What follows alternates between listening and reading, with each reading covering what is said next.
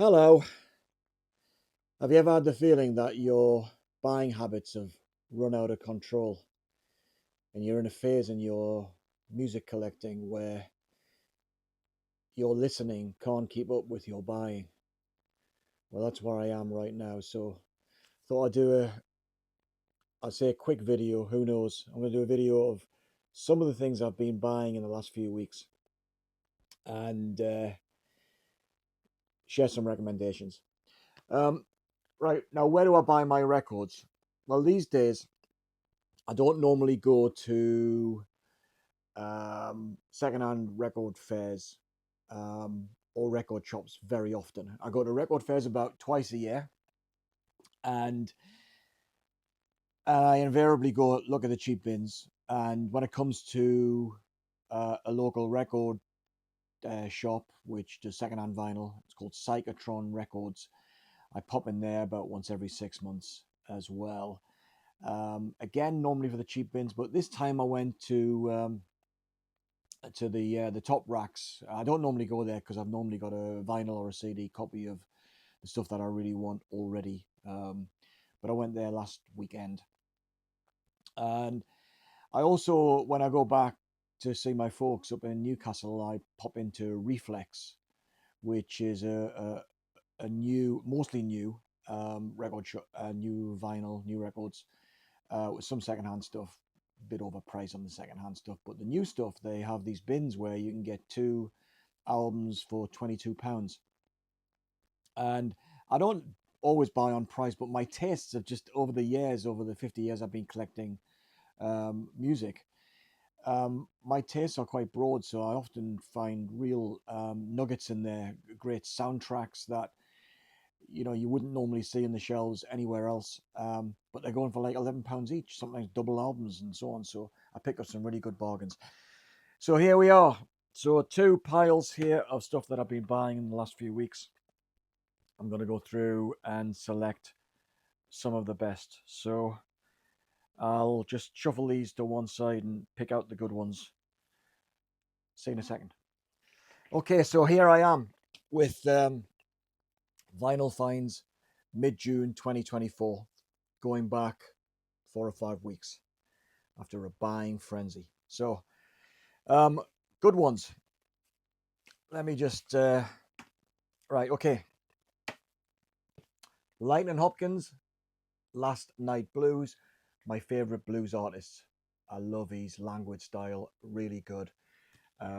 So I've got quite a bit of Lightning Hopkins, lots on CD, but increasingly more on vinyl. Ryuichi Sakamoto. Now, anybody who follows Sakamoto will know that he does the soundtracks, or he did the soundtracks for, I think he died this year or last. He did soundtracks for Merry Christmas, Mr. Lawrence, I think it is. So he had that collaboration, Forbidden Colors, with David Sylvian, which is absolutely gorgeous. But he also had this career that was more experimental pop um, kind of vibe, and so this is full of like really unusual rhythms, sometimes an Eastern feel, um, very electronic rather than orchestral. It's really good. Anyway, I listened to that one. So that is, I didn't realize at the time, but I thought it was a soundtrack that he'd done. But actually, it's a compilation of his more accessible stuff, more poppy stuff. ECM, Gavin Bryars, um, the Sinking of the Titanic, Jesus Blood Never Failed Me Yet. Two classic albums by him. This is another ECM release that somehow popped up when I put ECM in the search engine. Really nice album as well. This one had this on CD, but like quite a bit here. I had them on CD and I picked them up on vinyl, and this is Radiohead's A Moon-Shaped Pool. Really experimental. And in fact, I think I probably bought it because I bought this one as well, which is Kid A Amnesia. And I bought that one because I've got the I've got the albums and I've got it on CD, but I saw this kind of 2 for 3 for whatever it is on Mazzy's channel in the background, and I thought I need to get around to getting that one. So I haven't opened that one or played that one yet, but I have done this one. This one came on Sunday. This is a 5-inch. This is called, where is it? Where's my glasses? This is called You're the Best Dad Ever, just for the record. And it's Papa Got a Brand New Card. So there we go. So on side A, it's Papa Got a Brand New Card, and side B, You Deserve the Best Day Ever. So I haven't played that yet. It's not mint because it's not sealed, but it's near mint. So that might possibly have gone to the top of the charts of my most valuable record in my collection. Richard White, Wright from Floyd, Wet Dream. Listen to this one. Really nice, actually. It's strange. I don't know whether you feel the same way, but I picked up a lot of these albums on vinyl, on CD many years ago, and they kind of go on the shelf, listen to them a few times, and they're quite unremarkable. But when you think about the work of Pink Floyd in the last 20 years, Endless River, that was released, the soporific David Gilmour albums, another one on the way, everyone, don't get too excited, mind. You come back to this one with fresh ears and it sounds vibrant in comparison. So this is really, really nice. And Rick Wright's vocal styles actually is very, very good. What do we got here? Roger Eno on Deutsche Grammophon, piano-based, kind of ambient stuff, but more orchestral, not like his brother. But yeah, really good. She Will soundtrack, Clint Mansell. Like Clint Mansell. If you like soundtracks, you might be into that one. This one was a recommendation that I've been thinking about this album for quite some time. But eventually I decided to get around it because Ben Rankins had been waxing lyrical about this album, this release, and this is a reissue of Bone Sandy Devotional by the Triffids on yellow vinyl. So that's really nice as well. Listen to that just once. It's not as immediate as the Black Swan that I already own, and it's really good, but that I'm sure that's really great. Talking of Eno, had this one on CD for ages, but I bought this one just last week, and this is Another Green World by Brian Eno. This is kind of the bridge between his more experimental pop and his ambient material. It's got Phil Collins on drums, Percy Jones on fretless bass guitar on here, Phil Manzanera, I think, appears on here as well. Robert Fripp appears on here. It's really beautiful. What a great cover as well. What a classic album cover. Fantastic. Americana, we got Gillian Welsh and David Rowlands here. This one is a fairly recent release that has got cover versions. On here, Jackson, Hello in there, John Prine, great song, great version as well. This sounds 1940s, but of course it isn't. Kind of that sort of austere sound, but it sounds absolutely gorgeous. If you like Gillian Welch or Gillian Welsh, I'm not sure how you pronounce it really, but in the UK we call it Gillian. If you like her, and I've got all the early albums just on CD, sadly, but this was one I picked up on vinyl, and it's absolutely great. You might be able to see down here, I've got a couple of projects on the go.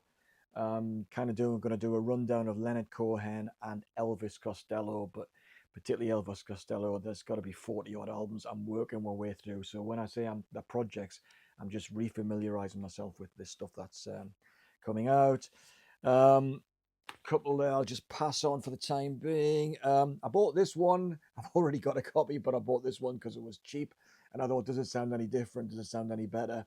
But I have listened to this one, and it's side 2's got a surface. It's brand new as well. It's got a little bit of surface noise. I needed to give it a good clean. But this is that I talked about Gillian Welch, that austere sound. This I thought had an austere sound a la Nebraska, but actually it's got these keyboard washers and more stuff going on than on that album. And this sounds quite a musically quite rich recording on in retrospect. But yeah, it's a great album, for God's sake, great album. I've always wanted this one. I've always had it on CD, but I thought, this is the 25th anniversary this year. I don't know, but it's New Adventures in Hi-Fi by REM in their kind of golden period before they really faded, and they'd moved away from the kind of rocky stuff, a bit more experimental. But that's a great album. This one surprised me. This was from the bins, 2 for £22. And that was Neil Young live at the LA Music Center, Dorothy Chandler Pavilion, 1971. It sounds absolutely great. I mean, we all know these songs; they're so familiar, but it still sounds fresh, and it's really good. I really enjoyed it. I bought this one, Viva Hate. Already had the original. It's not a UK press, what I've got. I think it's a Croatian press or something, Yugoslavian press. I think I bought it on holiday back in the day. But this is, I think it's got one or two tracks that are slightly different. But it's great. Lamb Chop, I Hope You're Sitting Down. Really interesting album cover. Really good. Like Lamb Chop back in the day. Silver Sun, jangly pop, early 90s, better than I remembered. Really good. This band sounds a little bit like early Human League, and that's PVT or Pivot, depending on, I don't know anything about this band, but that's really good. Orchestral Songbook by Paul Weller. This is a double album. His songs lend themselves to orchestration actually rather well, so I've been quite impressed by that album. I bought, hoovered up 3 or 4 World Party albums. They were released through Carl Wallinger Died this year, and my favorite album is Goodbye Jumbo, the second album by then, which is absolutely gorgeous, really, really good. What a good songwriter. Saw him live in Leamington Spa 10, 15 years ago now, and he was really, really good. But yeah, very, very good. This one has surprised me. I saw the video. I got a bit of a promo, and I thought, I'll dive in again, and I'll get the very latest Lenny Kravitz album. Sounds absolutely fantastic. What a great guitarist, what a great singer, great songwriter. I think he plays pretty much all the instruments on this one as well, but this is just incredibly good. Quite a lavish package here. So if you like Lenny Kravitz, don't hesitate. Yo-Yo Ma covering or working with John Williams on this classical release, which has got 3 pieces from Schindler's List on here, but it's also got cello concerto, which is just great as well. Sounds amazing. Am I allowed to admit to buying this album? Linkin Park. And it's only because I love In the End, and I keep hearing remixes of that on YouTube and so on. It's just great. I thought I might as well have had it on CD for donkey's years. I thought I'll get that one. Peter Gabriel's latest album, the Dark Side remix. I've always been a big fan of Gabriel, and I've had the CD for years. That's Neil Ardley. I bought this one. It's Psychotron, and that is Fleetwood Mac, the Bob Welsh years, which has got Penguin, Mystery to Me, Heroes Are Hard to Find, and Alive. Broadcast from the Record Plant, which is really good. Whole bunch of classical coming up. Klemperer does Wagner.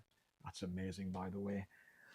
If you're into that, Minnie Riperton's debut album, which has got some familiar tracks on it as well. Les Fleurs. My favorite piece, the version I didn't have. Sanson Orchestral Symphony, Korngold Symphony, Elgar, Grieg, Tchaikovsky, Varese,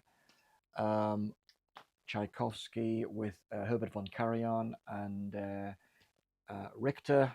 That's really good. Dvorak Symphony Number 7. A version of Stravinsky's The Firebird from Dorati that I didn't have, or have I got it? Or I got on CD only. So that's a classical bunch I picked up from Psychotron at the weekend. That's some a prog reissue, which I've not listened to yet. A whole bunch of here I've not listened to yet. This just came yesterday, which is PFM's latest album, double album. English singing, English lyrics and singing on the first disc, and the Italian version on the second disc. Alberto Bravin is on keyboards and vocals on this album, and he's recently joined Big Train, so I thought might as well get it. Chuck album, a couple more lamb chops. Aidis Evanson, cello, piano, Icelandic. You get the gist. Morrissey covers album California Sun. Thought I'd pick that one up as well. What else have we got here? When you get into a buying frenzy like I have been recently, you end up buying albums you've already got. So I picked up Silver and Gold, fortunately for £11 on vinyl. I've always liked this album on CD. I've managed to pick it up on vinyl some years ago. Forgot I already had it. Steve Howe, soundtrack to The Wild One, a remixing of U2's Unforgettable Fire, which of course I've had since the beginning. Killer's album, compilation of McCartney, not bad. Another Paul Weller album, Fat Pop. Been meaning to get this one for ages on vinyl, because I got it on CD, and I've got quite a few of this fantastic, sadly departed singer Etta James, and At Last, brilliant album.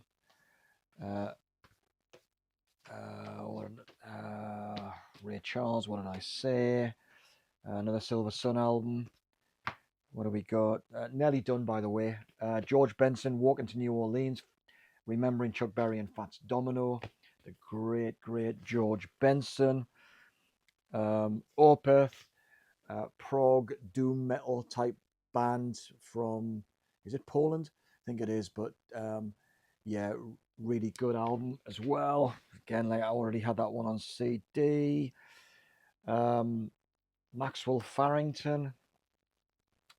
Is this the one that's got the no, Blind Buy, haven't listened to it yet. Wrecking Ball on vinyl that I've been interested in getting a hold of. João Gilberto, always love this stuff, just don't have it on vinyl really, so it's nice to get this one. What have we got here? Jeff Buckley kind of bootleg, which I've not dived into yet. Danny Elfman, Spider-Man soundtrack, got it on CD. And then a Cherry, full of remixes from her debut album. So Buffalo Stance, Man-Child, yeah, loads of versions. It's really good. Too many versions for me. David Gray, believe it or not, a Bread album. I used to hate Bread, but actually, yeah, with the passage of time, you kind of admire the musicianship, the songwriting. Sure, it's middle of the road. It's not edgy at all, but it's so well done. So now and again, I'll put a Bread album on, and that was from the secondhand bins. Richard Ashcroft doing acoustic versions of the Verve songs. Best of Rory Gallagher. I'm nearly done, guys and gals.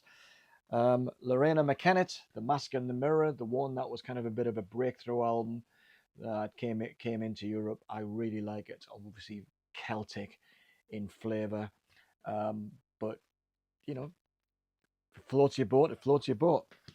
And Suede's uh, Bernard Butler, which is kind of a collection of his B sides. Another one that came from the 2 for £22 bins.